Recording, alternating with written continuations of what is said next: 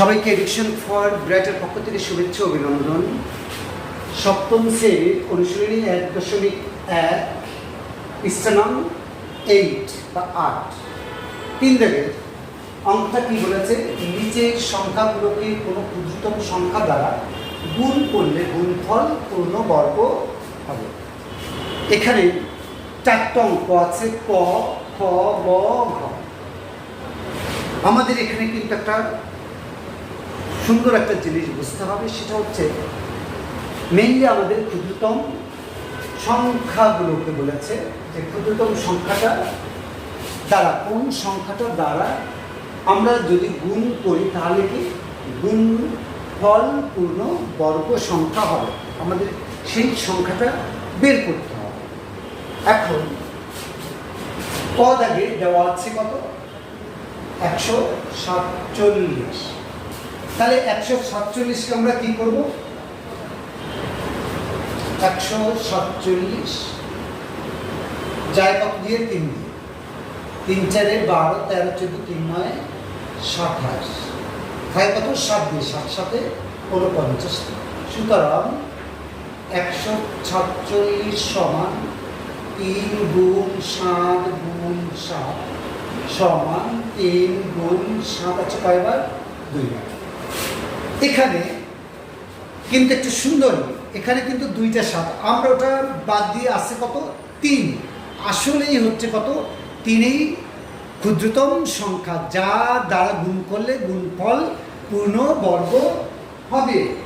তাহলে সুতরাং সংখ্যাটি পূর্ণ বর্গ নয়, আমরা লিখলাম সুতরাং সংখ্যাটি পূর্ণ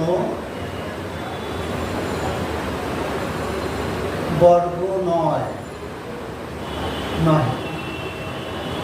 তাহলে কি বলতে হবে, তাহলে সংখ্যাটি 3 দ্বারা গুণ করলে সংখ্যাটিকে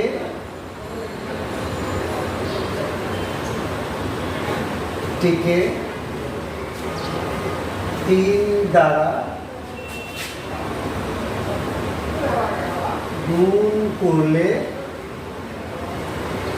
3 দ্বারা গুণ করলে কি গুণফল করলে পূর্ণবর্গ সংখ্যা পাওয়া যাবে,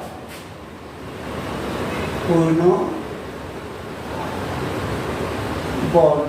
সংখ্যা পাওয়া যাবে। তাহলে কি হলো, তাই নির্ণয় ক্ষুদ্রতম সংখ্যাটি হবে কত, 3। সুতরাং নির্ণেয় ক্ষুদ্রতম সংখ্যাটি সমান 3। আমাদের অঙ্কটা কিন্তু অনেক সহজ, যদি আমরা একটু সুন্দর করে বোঝার চেষ্টা করি তাহলে কিন্তু অঙ্কটা করা যাবে। এখন খ দাগের অঙ্কটা আমরা একই নিয়মে করতে হবে, অর্থাৎ এটাকে প্রথমে আমাদের মডিফাই করতে হবে, 2 3 4 5 6 7 8 9 ইত্যাদি ইত্যাদি। তাহলে সেইভাবে আমরা মডিফাই করে যে এই সংখ্যাগুলো দিয়ে কীভাবে এই সংখ্যাটিকে ভাগ করা যাবে, সেইভাবেই কিন্তু আমরা ক্ষুদ্রতম সংখ্যাটি নির্ণয় করতে পারব। এখন 2 দাগে কি বলেছে, খ দাগে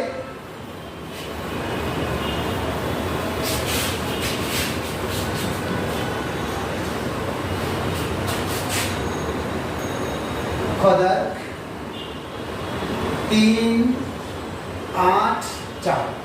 তাহলে 3 8 4 আমরা এখন কতবার দেব, 2 দিয়ে যায়, যেমন 2 2 একে 2 18 9 দিয়ে 18, 2 দিয়ে 4, আবার 2 দিয়ে যাব, কত 9 দিয়ে 18 1 19, 6 দিয়ে 12, আবার 2 দিয়ে 4 দিয়ে 8 16, 4 4 16,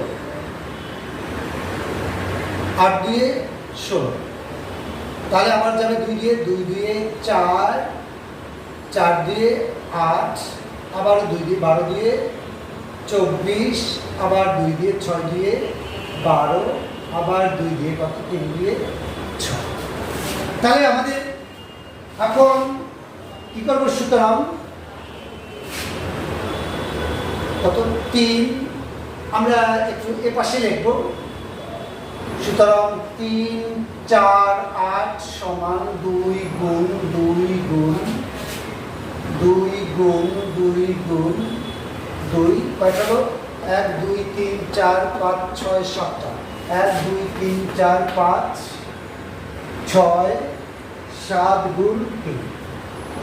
তাহলে আমরা নেব এই দুইটা 2 2 গুণ, এই দুইটা 2 2 গুণ, এই দুইটা 2 2 গুণ 2 গুণ 3। আমাদের জোর নেওয়ার পরে কিন্তু রয়ে গেল কত? 2 গুণ 3। তাহলে আমরা এখন কি করব? সংখ্যাটি পূর্ণবর্গ নয়, সুতরাং সংখ্যাটি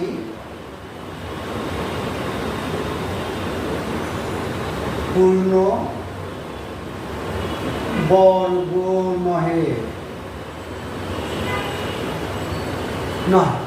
তাহলে কি করা যাবে?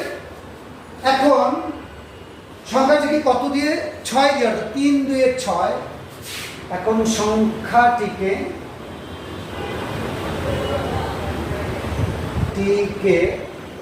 2 গুণ 3 বা 6। 6 দিয়ে কি করলে? 6 দিয়ে গুণ করলে পূর্ণবর্গ হবে। 6 দিয়ে গুণ করলে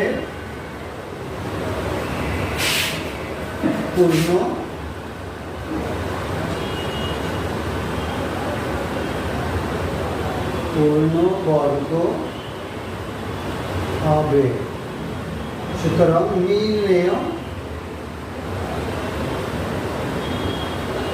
ক্ষুদ্রতম সংখ্যাটি কত? 6। এই নির্ণেয় ক্ষুদ্রতম সংখ্যাটি 6। এরপরে আমরা ক দাগে চলে যাব। একই নিয়মে আমরা কিন্তু অঙ্কগুলো সহজ, অর্থাৎ নিচের সংখ্যাগুলো আমাদের ক্ষুদ্রতম সংখ্যাটা বের করতে হবে, আর কোন সংখ্যাটার দ্বারা গুণ করলে গুণফল পূর্ণবর্গ হবে। তাহলে কি? নির্ণয় ক্ষুদ্রতম সংখ্যাটা 6। এরপরে আমরা যাব গ দাগে।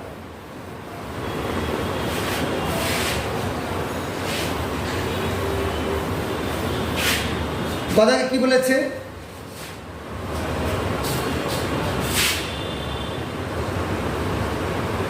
1 4 7 0, 1 4 7 0, 2 দিয়ে দেব, 7 2 14, 3 2 6, 5 2 10। এখন 735কে আমরা কোন সংখ্যা দিয়ে দেব? 3 দিয়ে যাব। 3 3 2 6, 13, 3 4 12, 3 5 15। এখন কি সংখ্যাটা দিয়ে আমরা দেব? যেহেতু এখানে 3 দিয়েছে, আর যায় কত? 5 দিয়ে যায়। 5 4 5 20, আর কত? 5 9 45, তারপরে 7 7 49। সুতরাং 1470 সমান 2 গুণ 3 গুণ 5 গুণ 7 গুণ 7। তাহলে এখানে আছে কি? 2 গুণ 3 গুণ 5 গুণ 7 হচ্ছে কয়টা? 2টা। না, তাহলে সংখ্যাটি আসলে কি? পূর্ণবর্গ নয়। সুতরাং সংখ্যাটি পূর্ণবর্গ নহে। আমাদের এই সংখ্যাটা পূর্ণবর্গ নয়। এখন কোন সংখ্যাটা আমাদের এই যে 2 গুণ 3 গুণ 5, তাই 3 5 15, 15 দিয়ে 30, আসলে 30ই হচ্ছে কত পূর্ণ বর্গ সংখ্যা। তাহলে সংখ্যাটিকে, সুতরাং সংখ্যাটিকে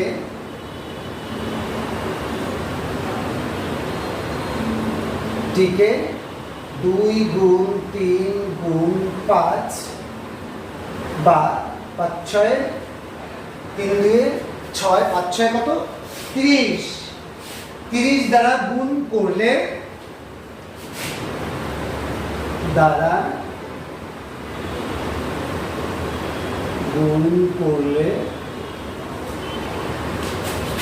পূর্ণ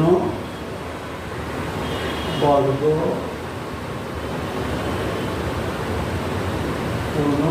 হয়। তাহলে সুতরাং নির্ণেয় ক্ষুদ্রতম সংখ্যাটি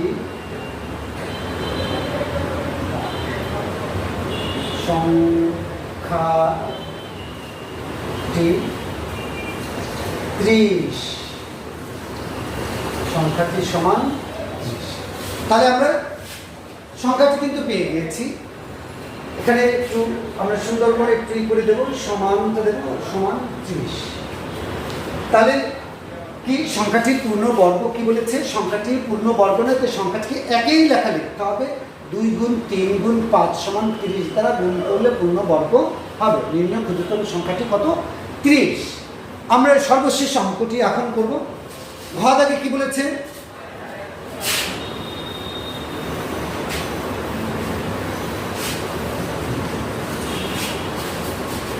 ঘ দাগে বলেছে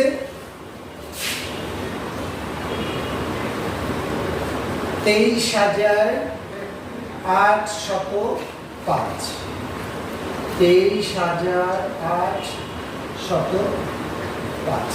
এখন এই সংখ্যাটিকে আমরা প্রথমে কত দিয়ে দেব? 3 দিয়ে দেব। 3 দিয়ে কত আছে? 3 6 18 19 20 21 22 23, না 3 7 21, আমরা 7 বার দেব। 3 7 21 22 23, তাহলে কত হলো? 9, 3 9 27, তারপরে যায় কত?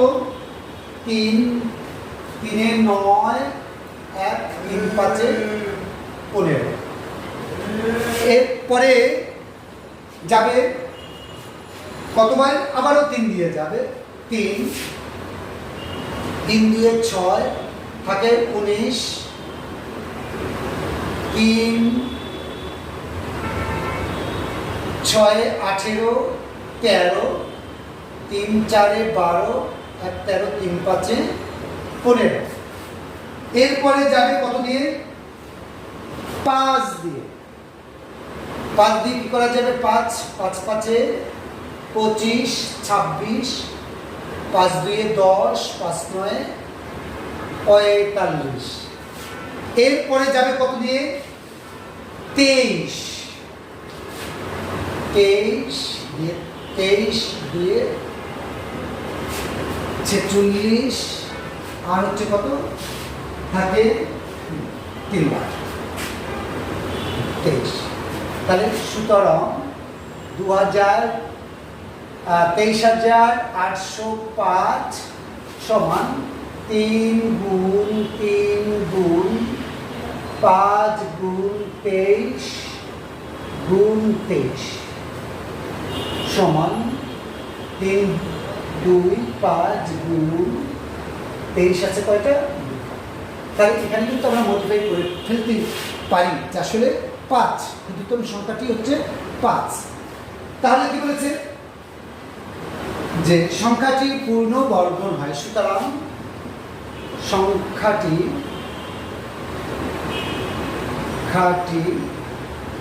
পূর্ণ বর্গ নয়। সংখ্যাটি পূর্ণ বর্গ নয়, কিন্তু সংখ্যাটিকে 5 দ্বারা গুণ করলে সংখ্যাটিকে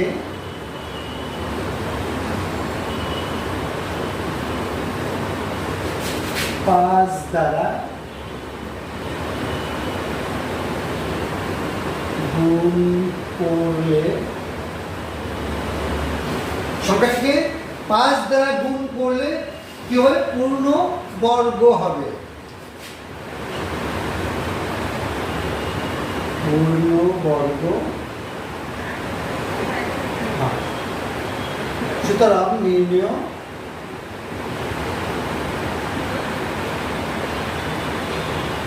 ক্ষুদ্রতম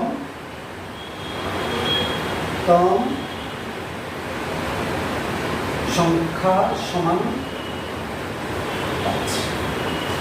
একই নিয়মে আমরা এই অঙ্কগুলো এইভাবে করব, অর্থাৎ ভাগ পদ্ধতিতে। এখানে যদিও একটু ভাগটা আমরা স্পেশালভাবে বা রাফ করে নিতে পারি, আর আমরা যখন করব পাশে রাফ করে এই ভাগগুলো রাফ করে একটু সময় নিয়ে করতে হবে। আর আমাদের এখানে যে সংখ্যাগুলো বলেছে, 4টা অঙ্ক আছে, 4টা অঙ্ক আসলে সহজ। আমরা একটু প্র্যাকটিস করব, যেহেতু ক্লাস 7 বিভিন্ন ধরনের নিয়মের অঙ্ক থাকবে, এক একটা অঙ্ক এক এক রকমের পাওয়া যাবে। তাই আমরা কী করব, নেক্সট সুন্দরভাবে অঙ্ক করার চেষ্টা করব এবং কথাগুলো সুন্দরভাবে লেখার চেষ্টা করব। আমাদের এডুকেশন ফর ব্রাইটের পক্ষ থেকে আপনাদের আন্তরিক শুভেচ্ছা ও অভিনন্দন। আমাদের ভিডিওগুলো যদি ভালো লেগে থাকে তাহলে লাইক, শেয়ার এবং কমেন্ট করে জানাতে পারেন। এবং যে কোনো অঙ্ক 1 থেকে ক্লাস 10 পর্যন্ত আপনারা যে কোনো অঙ্ক করলে আমরা সলভ করার চেষ্টা করে দেব। Bye bye.